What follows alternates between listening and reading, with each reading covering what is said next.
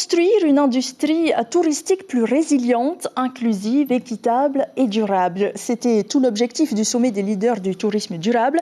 Il s'est tenu du 1er au 3 novembre dernier aux îles Cook, dans le contexte de la reprise du tourisme après la pandémie.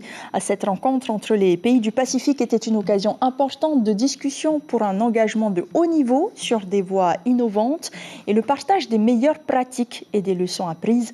On en parle avec Jean-Christophe Bouissou, vice-président de la Polynésie à Yarana. Merci d'être sur Polynésie la première ce soir. Alors, depuis le Covid, les touristes du Pacifique sont très peu revenus, à 1000 seulement au premier trimestre 2022 contre 4250 en 2019. Qu'est-ce que vous avez décidé donc ensemble qui va faire évoluer les choses dans le bon sens ? En fait, le problème, c'est ce qu'on appelle la connectivité entre nos pays et surtout pour ces pays qui n'ont pas la possibilité d'avoir une ouverture à l'international comme la Polynésie française. C'est le souhait véritable de permettre à la Polynésie de devenir ce qu'on appelle un hub. Ce qui veut donc dire qu'il faut que l'on accompagne cette volonté par le déploiement de moyens et notamment de compagnies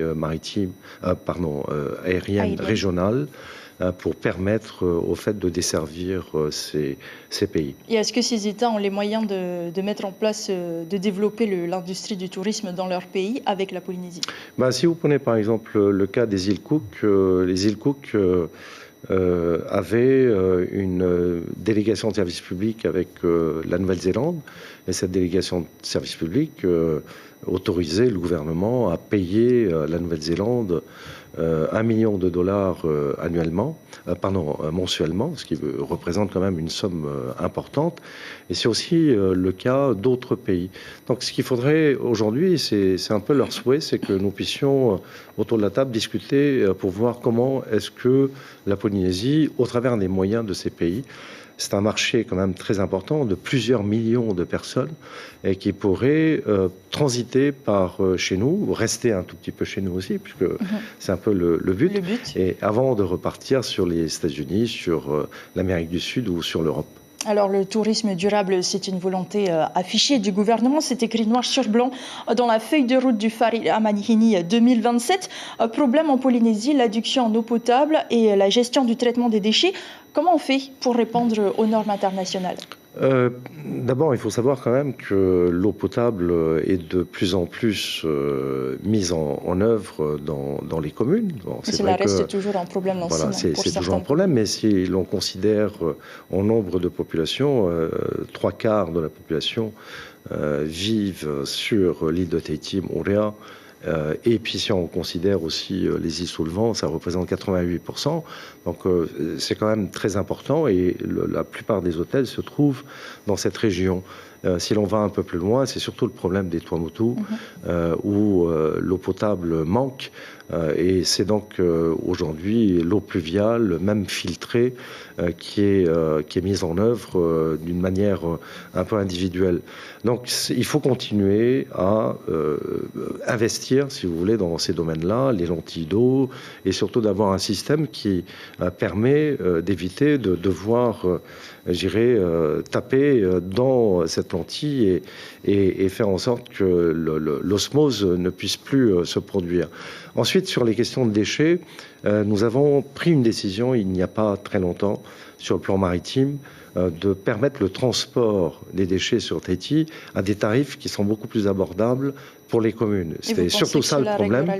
Et c'est donc chose faite aujourd'hui puisque le gouvernement a pris un arrêté pour baisser les tarifs de transport des déchets, les retraiter ici et ensuite les recycler et les renvoyer à l'extérieur, en Nouvelle-Zélande notamment. Alors dans ce sommet, il était question aussi, en tout cas c'était une volonté de votre part de renouer avec la Chine.